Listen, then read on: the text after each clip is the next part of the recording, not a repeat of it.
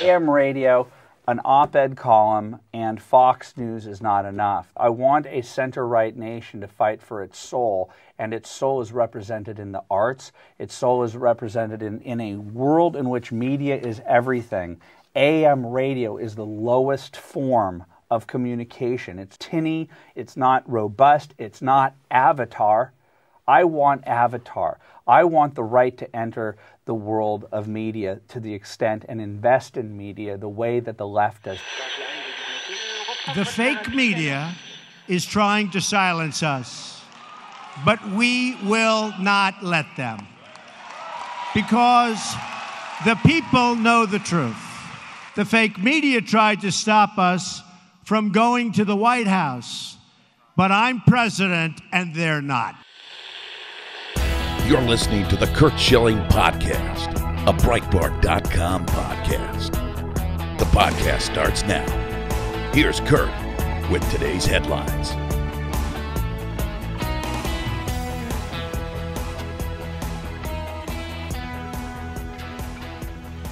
Hey guys, welcome to another edition of the Curt Schilling Podcast. We got an exciting setup today. Got Alan Dershowitz is going to join me first. And then Dr. Lee Edwards, a distinguished Heritage Fellow and author of over 25 books, who called Elizabeth Warren's Accountable Capitalism Act the most radical legislation we have seen going all the way back to the New Deal. He's got books out everywhere. He'll be my second guest, and we're going to kick off today, as we do each day, with some pretty amazing evidence of how insane and irrational and idiotic the left is. One thing we can count on is that Al Sharpton's full of crap, number one. And number two, he's going to say something about President Trump, and if he does, it's going to involve the race card. On Thursday on MSNBC's Live, I want you to listen to Al Sharpton talk about Donald Trump's tweets about Africa. What's the president doing here? Well, I think he's doing what he does often in these United States, and that is he's trying to distract from this cloud he's now clearly under with the Manafort convictions and with the Michael Cohen taking a plea. He goes to race. And what better way than to give this neo-Nazi propaganda that white farmers are being killed in South Africa, when in fact that is not true, not based on them being white.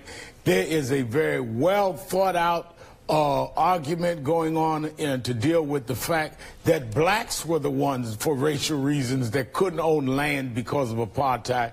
And now, almost a quarter of a century after getting apartheid politically corrected, they have to deal with the fact that people's land were taken because they were black in the apartheid era. How they do that, they're wrestling with it. The ANC has voted on this. But this is a real issue there. I've been to South Africa twice in the last 3 years.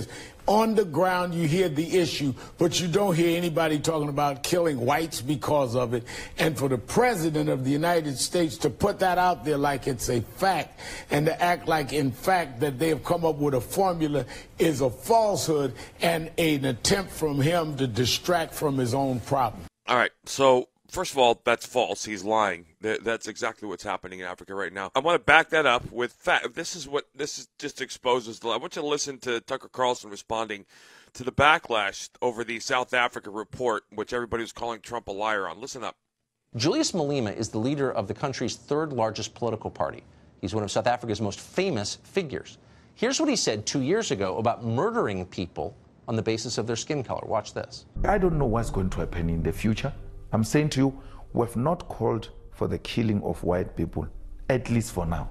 I can't guarantee the future. Yeah, but I mean, you'd understand somebody watching that, especially as it gets shared on Twitter, they freak out. It sounds like a genocidal call. Cry babies.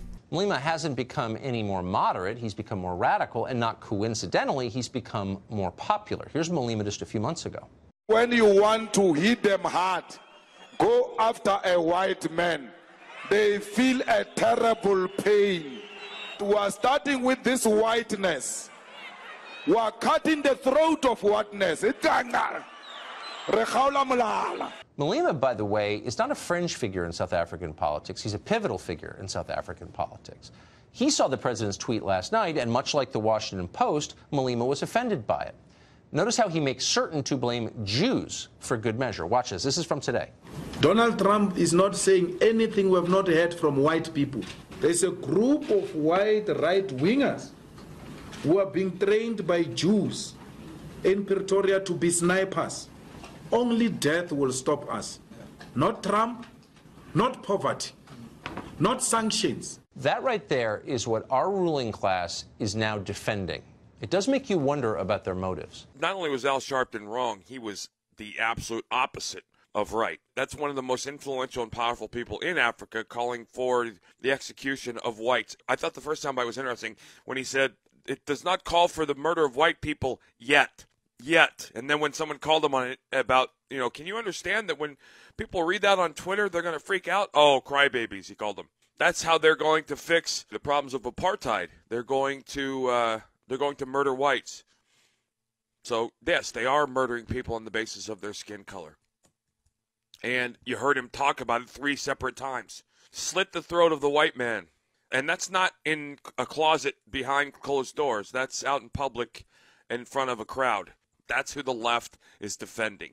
That's who liberals are defending. Right along the side, MS-13, murderers. 2 soundbites from now, you're going to freak out. Anyway, let's go to some ladies that I absolutely adore. We've had them on the show. They're commenting on the initial Elizabeth Warren quote you're going to hear to kick it off. Listen up. I know this is hard, not only for the family, but for the people in her community, the people throughout Iowa. But one of the things we have to remember is we need an immigration system that is effective, that focuses on where real problems are. Well, you know what? Shame on Senator Elizabeth Warren for being insensitive and being dismissive of the tragedy that happened to Molly Tibbetts. Yeah. That is so sad. And the mere fact that she don't understand that millions of Americans, she's tone deaf to the millions of Americans that want border security is the reason why she needs to be voted out of office. And I heard her talk about family separation at the border, but what about these families or these millions or thousands of Americans that's being killed by illegal aliens, that's being permanently separated from their families? They'll never be able to see their loved ones again. We need border security. We need a wall to keep illegals from coming over into our country and committing crime. And by the way, our taxpayers pay people like Elizabeth Warren to work for we the American people, not illegal aliens. If you don't want to work for the American people, then resign. That's right. That's Diamond and Silk, and it's really not that complicated. They just explained it very simply and easily. I wish the state I lived in was full of women like that, because we would no longer have Elizabeth Warren. Although I am hoping that the polls are right in the sense that Jeff Deal has closed ground and has a chance to beat her in the upcoming election. Listen, we've actually had a couple sound bites from this clown in the last couple of weeks. The idiocy that comes out of this guy's mouth is, well, it's liberal, is what it is. Listen to CNN's Chris Cuomo. Arguing that President Trump is using the murder of a young woman for political gain. 17,250 people were murdered in 2016. Did you know that? That's the most recent FBI data to go on. The number is up 8.5% from the year before, up twice that since 2012. Now, you don't hear about that much.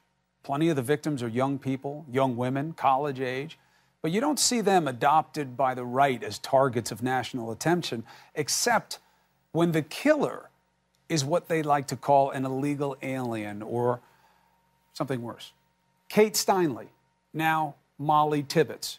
They put their faces out there almost like campaign posters, and the political pitch follows soon thereafter. If you're not with the president on how to deal with illegal entrants, and really his hostility toward all immigrants, you are disrespecting these victims and their families, and you're putting others in danger. I don't accept that. Now, I do agree, of course, these murders are horrible. They do show a good reason to prevent illegal entry.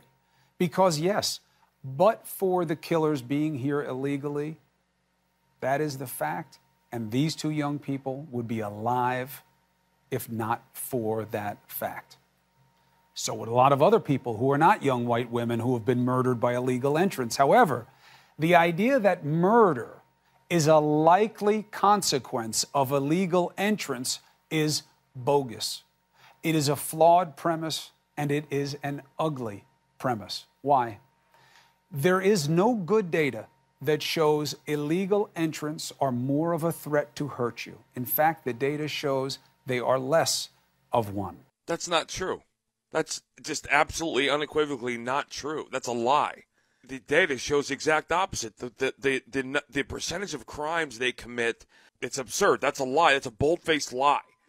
But you heard him say this, right? You heard him say when the murderer is someone they like to call an illegal immigrant. I don't like to call him. The law defines that person as an illegal immigrant. And the only fact he actually said right at the end before the lie was, except for these illegals, these women would be alive, Kate Stolly and Molly Tibbetts, and there's many, many more. But you heard him add on, and it's an amazing thing, guys. They turn our hostility to illegal immigrants into, you heard him say it, hostility towards all immigrants. That's a lie.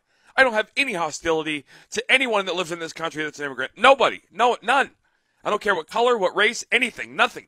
Have no issues whatsoever with immigrants of any color that work here, that abide by the laws here, that have assimilated to being here. But I have an enormous problem with illegal immigrants. There's a difference. But you notice how he's politicizing something he's accusing someone else of politicizing. Finally, since I was a little kid, I can remember going to the grocery store and remember going through the checkout line, and there would always be the National Enquirer, and it would be sitting there with a picture of an alien and a farmer on it, and the farmer would be someone who was abducted by the alien, and you would laugh. And I remember seeing Men in Black and laughing at the thought that that's one of those worlds that maybe that's actually true. Maybe the Enquirer is the only place reporting, because they have been a company that has broken some significant stories, but it's always been the National Enquirer is a punchline. On ABC World News tonight, apparently that's changed. The chairman of American Media Inc., which publishes the National Enquirer, has cut an immunity deal in the Michael Cohen case. He's been friends with President Trump for more than a decade, but David Pecker, publisher of the National Enquirer, has now been granted immunity in exchange for his cooperation with prosecutors. A source telling ABC News, Pecker has told investigators he worked with President Trump's former fixer and personal attorney Michael Cohen to buy the silence of women who claim to have had affairs with Trump, and that Trump knew about the deals. Michael, what's your message to the president? Cohen pleaded guilty earlier this week, admitting his role in the scheme, which he claims was directed by the president himself. Prosecutors say the plan to protect Trump began in 2015, just after the billionaire launched his campaign. They say Pecker, in coordination with Cohen and one or more members of the campaign, offered to help deal with negative stories about Trump's relationships with women, specifically assisting the campaign in identifying such stories so they could be purchased and their publication avoided, a practice known as catch and kill. A year later, the Enquirer publisher bought the story of Karen McDougal, our former Playboy playmate who claimed to have had an affair with Trump. Were you in love with him? I was, yeah. Mm-hmm. And do you think he was in love with you? He was, yeah. The McDougal story never ran in the tabloid. Cohen says he worked with Pecker to bury it, operating at the request of the candidate for the principal purpose of influencing the election. Cohen later secretly recorded a conversation with Trump, where they seemingly discussed buying the rights to McDougal's story from Pecker's company. I need to open up a company for the transfer of all of that info regarding our friend David, so that I'm going to do that right away. A source tells ABC News Pecker told prosecutors he also worked with Cohen to buy the silence of porn star Stormy Daniels, and that Trump knew about that deal too. The president's own story has been changing for months. This is what he told Fox News this week. Did you know about the payments? Later on, I knew. Later on. And the president, furious, Cohen has now turned against him. Everything's wonderful, and then they get 10 years in jail, and they flip on whoever the next highest one is, or as high as you can go. It almost ought to be outlawed. It's not fair. With the political and legal implications growing, the president asked about the prospect of impeachment. I don't know how you can impeach somebody who's done a great job. I'll tell you what, if I ever got impeached, I think the market would crash. I think everybody would be very poor. He's not shy. I mean, let's just put it that way. When his closing comment was, how do you impeach somebody that's doing a great job? And it's true. That's what we're talking about, guys. That's what we're talking about. So we're going to take a short break. On the flip side, Alan Dershowitz, guys, can't wait. Check back in. Be back in a minute. Breitbart News Daily with Alex Marlow. Jeannie in Pennsylvania. I think he's gotten away from what we really hired him to do, which is draining the swamp. If you look at the real picture of draining a swamp, you go in and you take all the water out of it. What does it leave? It leaves the gunk. He cannot get rid of the gunk. We have to get rid of the gunk. Everything he's doing, he's lowering the water so we can see who needs to go. The only way they can go is if we vote them out. Breitbart News Daily, weekdays at 6 a.m. Eastern on SiriusXM Patriot 125. You're listening to the Curt Schilling Podcast. Once again, here's Curt Schilling. Joining me now is a man who's a professed fan of I did not know he was a diehard fan of the Boston Red Sox. He's the one and only Alan Dershowitz. Good morning, sir. How are you? Hey, good morning. You're my hero. I watched every one of those comeback games. We have a headline in my office, Reversal of Fortune, when you won that great game with the bloody sock. And that was the name of the movie, Reversal of Fortune, based on my winning of the Von Bulow case. So we've been winners together. I appreciate that. I swear I was going to swear you were a Yankee fan, which is now I feel kidding? That's defamation. I could see sue now. I you feel for that. I grew up a that's Brooklyn exactly Dodger right. fan, That is actually a hating crime. The Yankees. You know, I own the Brooklyn Dodger 1955 World Series ring. That's how passionate I was about the Brooklyn Dodgers. And, of course, the Red Sox were the Brooklyn Dodgers. Fenway Park was the same as Ebbets Field. When I moved to Boston, the Red Sox had never won a World Series, so it was an easy transition for me. You and I have someone else in common. One of the men who made my life possible was Johnny Padres. And unbelievable. He was the MVP in 1955 World Series. Yep. Sports Illustrated Sportsman of the Year. And he had one of the greatest human beings I've ever known. And his just a phenomenal. He was my first big league my real big pitching coach in the big leagues. So that's very cool. That's very cool.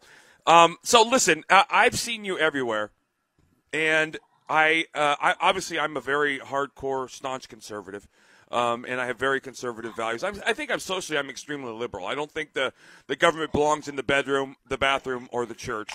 Good. Good. You know, which it doesn't. It really doesn't. But and I watch you speak, and I'm trying to figure out how you still identify yourself as a Democrat, because your values are very American, and the left today that I'm seeing, there's no longer middle ground between the left and the right that the news is portraying, because they're it is. Well, I don't know how to put it. It's as confrontational as it's ever been in my life. But I'm wondering, I heard you talk the other night about the Manafort or about the Cohen plea deal, and I was wondering the thing that you actually made public. There was actually no crime committed by the president. Yeah. None.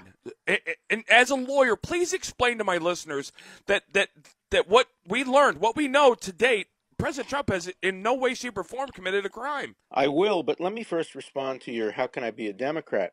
Look, I'm writing a book called Why I Left the Left but Couldn't Join the Right. I've left the left. The left is intolerant of free speech, intolerant of due process. I don't like the left. I think of myself as a liberal, and a liberal could be either a conservative or, right-left. I support liberal values. I am closer to liberal conservatives than I am to the radical left. So I remain a Democrat because I want to see a two-party system in this country, and I don't want to see the Democrats stolen from me. As it was Ronald Reagan who said, I didn't leave the Democrats left me. I feel the same way. There may come a time. I said if the Democrats had nominated Keith Ellison to head the party, I would have quit, because he is somebody I can't accept because of his close connections to Farrakhan. But let's get to the Cohen thing. I think the prosecutors didn't realize that they gave Trump a defense by having Cohen say that he was directed to do it by Trump. That means there was no crime, because Trump, as a candidate, Mr. Donald Trump, could contribute as much as he wanted to his campaign. He could pay as much as he wanted to women, whether the accusations were false or true or somewhere in between. Those are not crimes. And if, in fact, Donald Trump directed his lawyer to make the payment, that's Donald Trump's action. So there's no crime at all, either by Trump or by Cohen. Now, if Cohen took it on his own and decided to make the contribution, that would be a crime, because he would have exceeded the contribution limit of $5,200 by paying $130,000 to this woman. But he himself said, no, I didn't do it on my own. I did it because I was directed by Mr. Trump to do it. That took it out of the area of crime and put it in the area, you might say, sin. You might say, look, we don't approve of hush money. That's a personal choice for every voter. But for me, the line between sin and crime is absolutely crucial to the rule of law. And categorically, it is not a crime for a candidate to pay anything he wants for any purpose having to do with the campaign. I was wondering about this, though. I've noticed that Lanny Davis and others, especially at CNN, have injected the to influence the election. Doesn't matter. It doesn't matter. That's Influencing exactly the right. election is fine. Look, right. Donald Trump could have announced on day one, I'm not taking any money from anybody.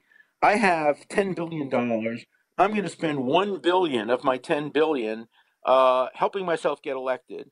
I'm going to make a $10 billion contribution to my campaign, and $100 million of that is going to all these women around the world who claim they had sex with me. I just don't want to hear about that, so I'm paying them all off. No crime whatsoever. It doesn't matter whether it was intended to affect the election, intended to improve his relationship with his wife and family.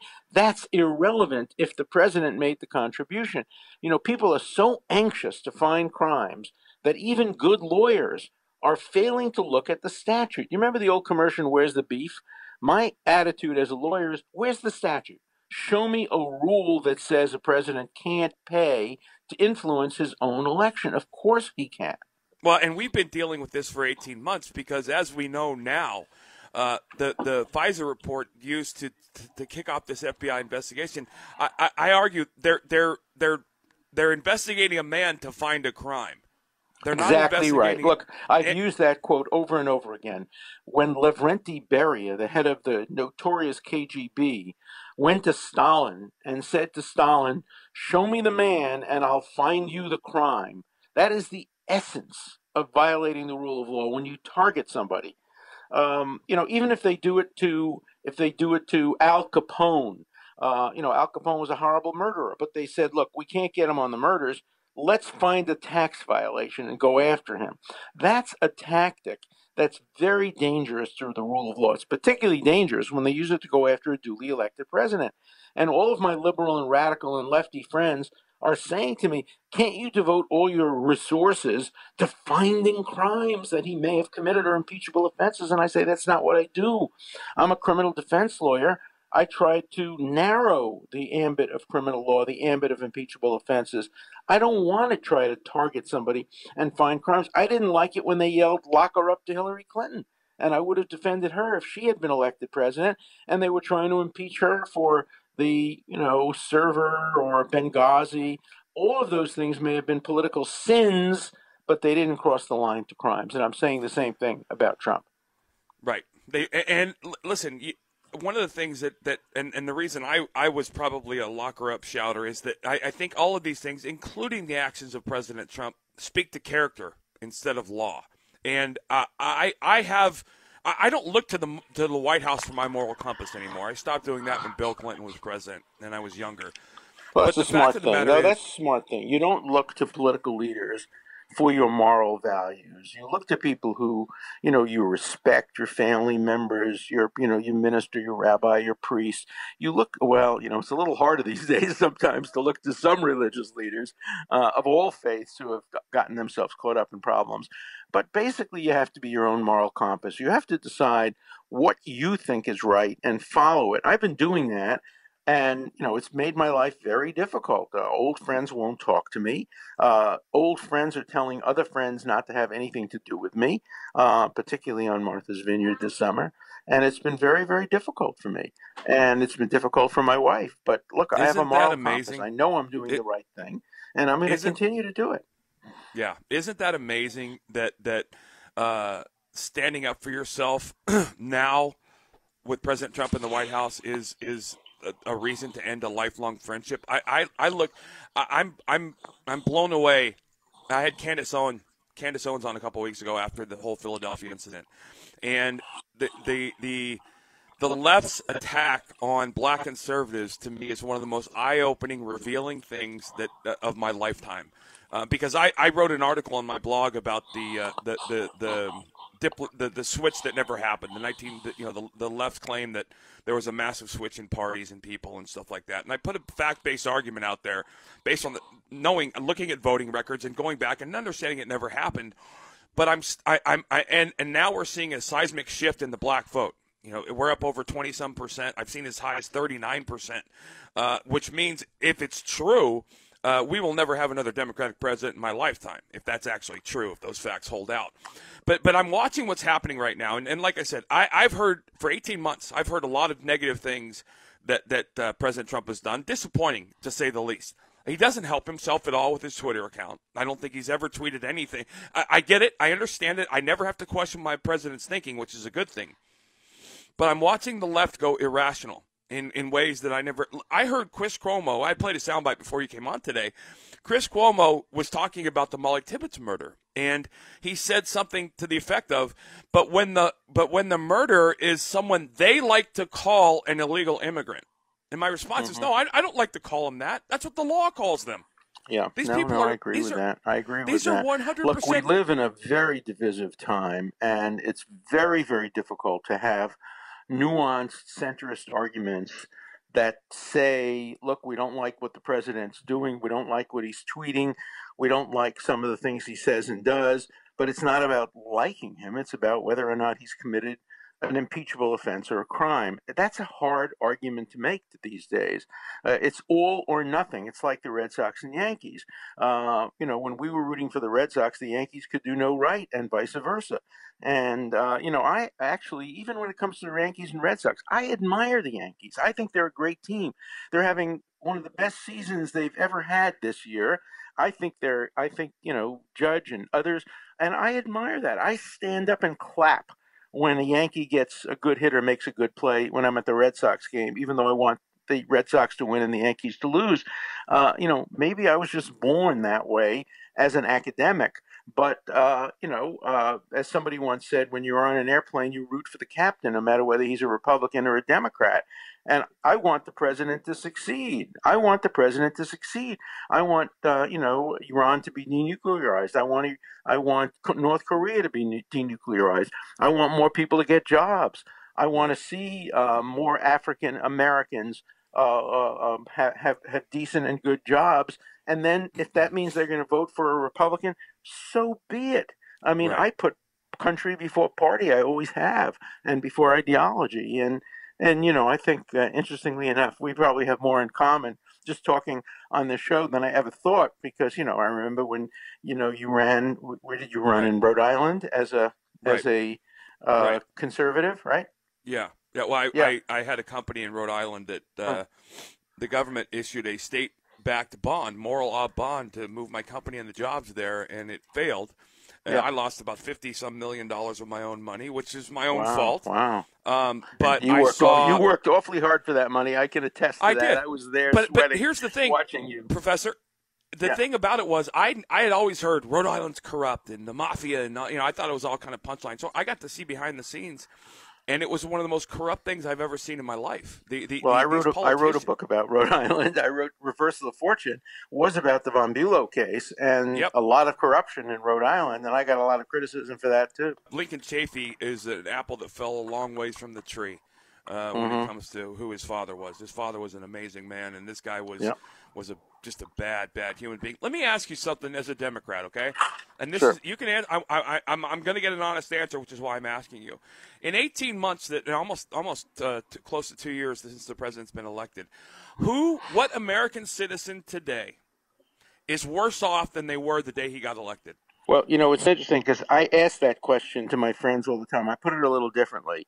I say, tell me anything that Donald Trump has done that has hurt you. And the answer I get all the time is not us. It hurts the immigrants in Mexico. It hurts our standing in the world in Europe.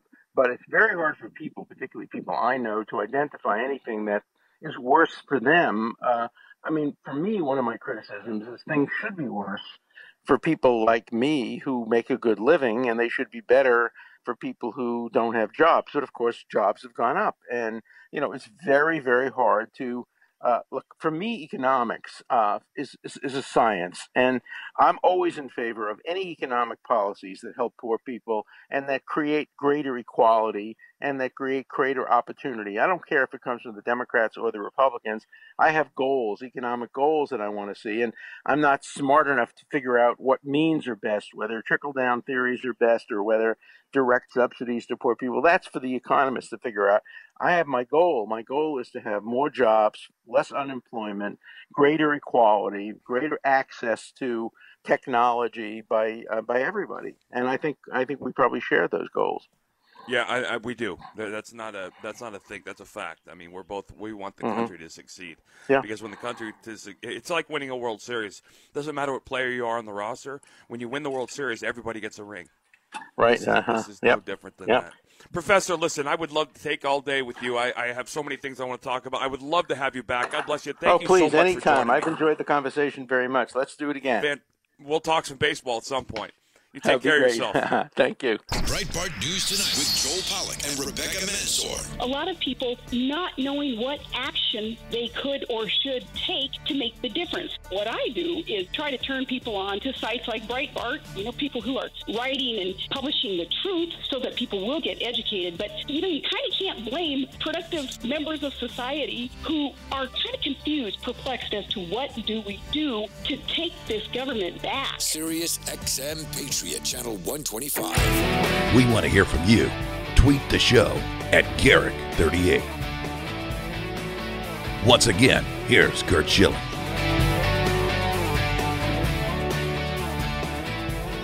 Joining me now is another gentleman who has a lengthy history in and around politics. He's a distinguished fellow in conservative thought. He is at the B. Kenneth Simon Center for Principles in Politics and the Institute for Constitutional Government. He is Dr. Lee Edwards. Good morning, sir. How are you? Fine, thank you, Curt. Pleased to be with you. I can't imagine what your life has been. If you're a leading historian of American conservatism, I know you've authored over 25 books. The last 18 months has got to have been an insanely busy time in your life. I just had a discussion with Professor Dershowitz. And, I'm one of the old. He's an old Democrat, in my opinion. He's a Democrat that could find middle ground, and those don't exist anymore. I'm wondering right now what your thoughts are kind of on where we are with the Trump presidency as it relates to this country moving forward. It feels like the left is doing everything they can do to stop him from being effective, and the media is conspiring with them to do it. Well, he's a remarkable man. There's no question about it, and he certainly is unique. I've been watching and reading about presidents for the last 30, 40 years, and I don't recall anybody like him. I think what you have to do, and I'm sure you've heard this before, Curt, is to separate out what he says from what he does. Yeah. And what he's doing is we at the Heritage Foundation are very pleased with, whether it's the Supreme Court, whether it's the tax cuts, the business of deregulating as much as he possibly can. These are all good, and we think conservative/American ideas. And yet, he does go on and on and on and on, says things he shouldn't say, keeps saying them, whether he should or should not say them, and you get frustrated with him. You wish he'd shut up, frankly. Well, the one thing that I do believe, I never have to question what's on his mind. And that's a good thing. Whether I agree or not, I don't agree with a lot of things he says or does, and I agree with other stuff. But the fact of the matter is I know exactly what my president's thinking. And for the first time in my life, that's not a bad thing. I believe, here's the thing, I believe he has the heart of Ronald Reagan, and he's got the personal guidelines of Curt Schilling. He doesn't listen to the smarter voices in his head or the people he's surrounded himself with because he uses Twitter to try and make a point, and he ends up making it so much harder for people like you and I to defend him because he says things on Twitter that he means otherwise, but the we take him figuratively, the left takes him literally, and that's a problem. Well, Curt, I think he's an instinctive counterpuncher, and he learned that growing up in New York City. And he, when somebody throws a punch at him, he's going to counter it and come right back with his own. Well, I got to tell you, I read Sean Spicer's book that just came out, And one of the things I didn't realize, excuse me, one of the things that Sean talks about was the president took the political playbook, ripped it up, and threw it out the window. And he did things that were unconventional. He goes, and his point was, not only did he do things that were unconventional that we never would have done in a million years, but he was right when he did them. And they could only, and that was kind of where they stopped to take stock. The RNC and everybody involved said, maybe we aren't doing everything the right way, because what he's doing. Well, I think you're absolutely right, and Sean is right too, because what Mr. Trump did was to reach out to Reagan Democrats, people in Pennsylvania and Michigan and Ohio and so forth, who've been neglected by the Democratic Party, and he said, come on over and vote for me. Here's what I'm going to do if you do. And he's kept faith with those, 62 or 63 million Americans who voted for him. So that's all to the good. And so I think it's those people down here in Washington, where I live and work, who say that, it's all over, it's through, it's done. They don't understand, I think, just what a fighter this guy is. Right. He is remarkable. Yeah. Well, you know what? He's a pragmatist. He's a problem solver. He's not a politician. He's a private sector problem solver. And I was trying to explain to people as he was cycling through staff and cabinet members that this is a man who, in the private sector, he hires you to do a specific job. If you don't do that job, he fires you. In politics, that doesn't happen usually. Obama fired nobody because firing someone is an admission to making a mistake. He doesn't care about making mistakes. He just wants to solve the problem at the end of the day. And that's a very different look in D.C., and it's not something that D.C. was ready for. And excuse me, I never realized the swamp was as deep and as wide as it is. I've come to dislike establishment Republicans almost as much as I dislike establishment Democrats. They're not for the American people. They're for the Republican Party, and those things don't feel the same in some ways today that they used to. And I'm wondering from your perspective, we got the midterms coming up. I absolutely believe I think Newt Gingrich is right. I think we're going to pick up a couple seats because what the media continues to tell us about the narrative is not the real world.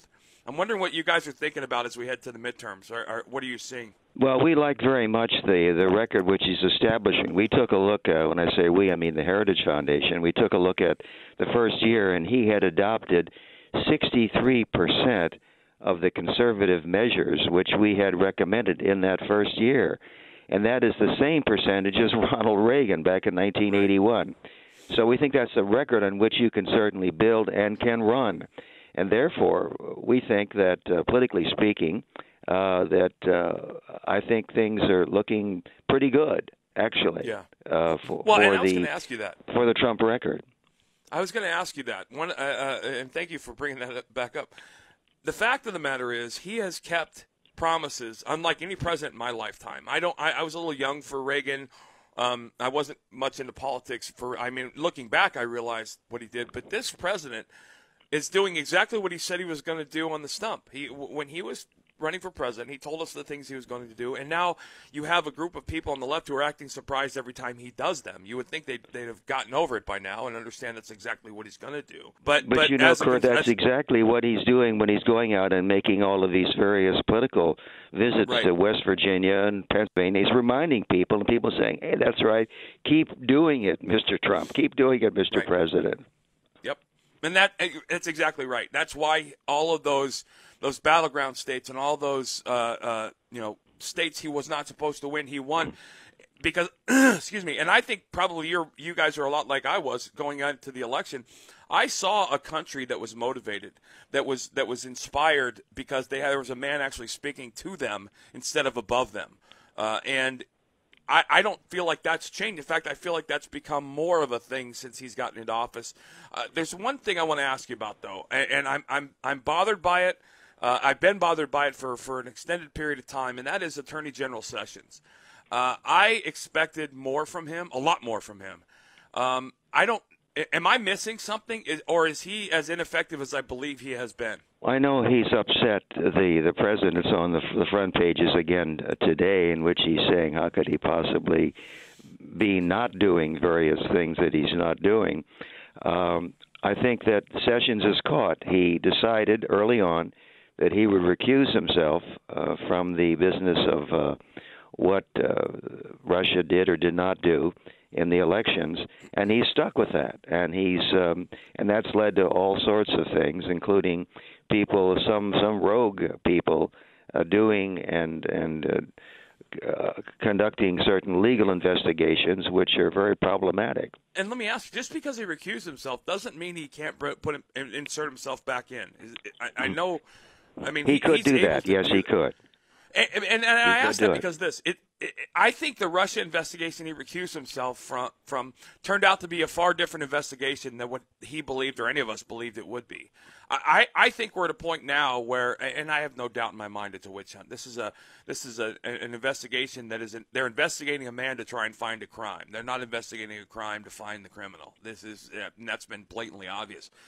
Is there a chance he could reinsert himself back into that investigation? Well, he certainly could if he wanted to. And, this goes back to something that Justice Scalia said many, many years ago, in which he warned what could come out of things like these so-called independent counsels.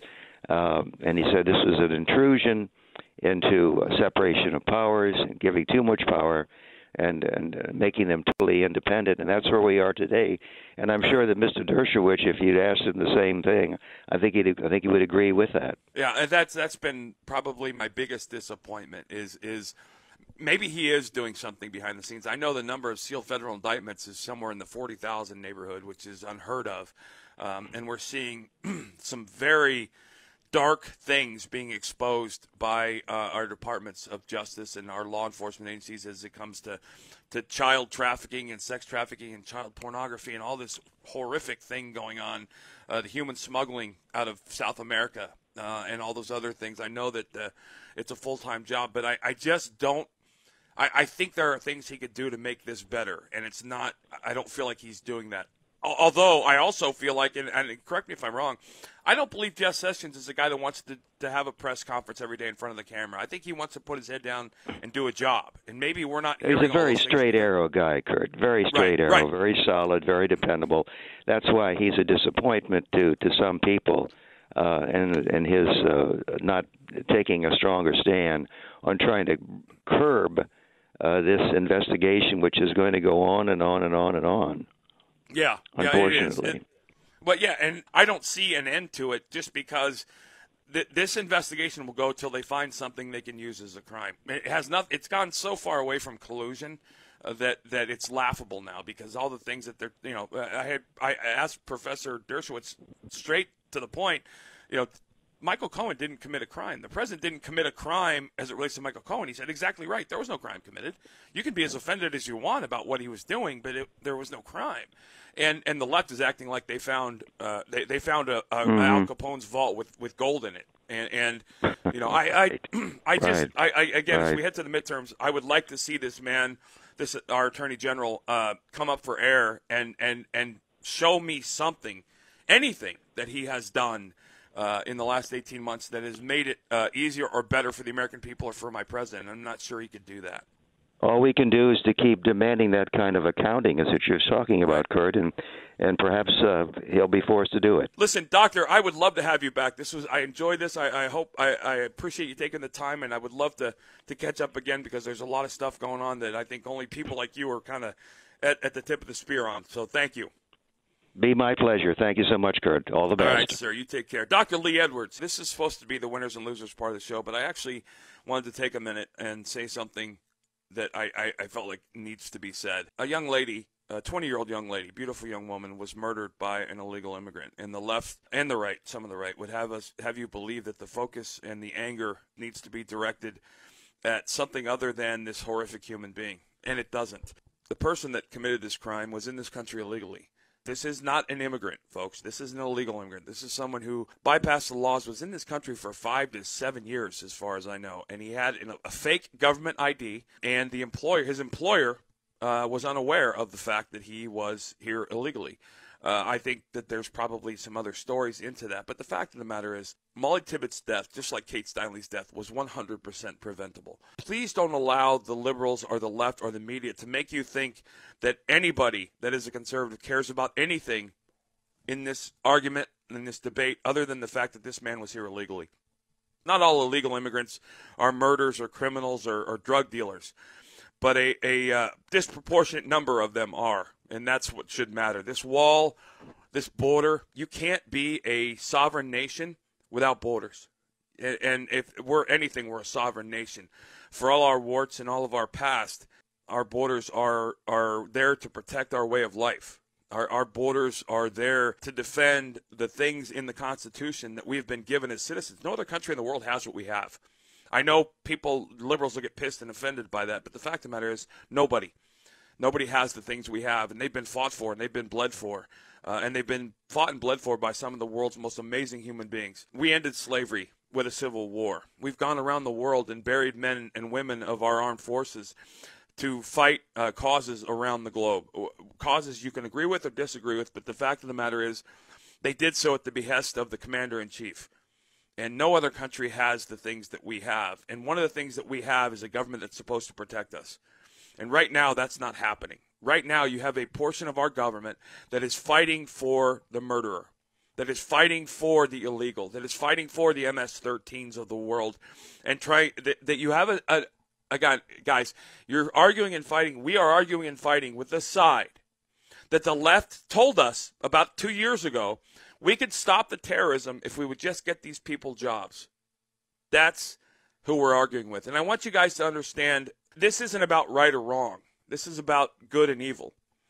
And as a country founded on inherently good causes and principles and God-given rights, our borders are precious. Our borders are meaningful, and our borders need to be protected. And all of this is to say this. We're coming up on the midterms. I don't care who or where you are. You absolutely have to make sure that your conservative friends go out and vote, because we're dealing with a group of people that wants to take away our sovereignty. Okay, and that's not okay. You can argue and all the things you want to debate about, but the fact of the matter is, we live in the greatest country in the world, and contrary to Governor Cuomo, America has always been great. We've had our ups and downs, but we've always been great. Thank you guys for tuning in. Thanks to Professor Dershowitz and Dr. Lee Edwards. What a show today. Hope you guys enjoyed it. God bless you guys. Have a safe weekend. I will catch up with you guys on Monday. Take care.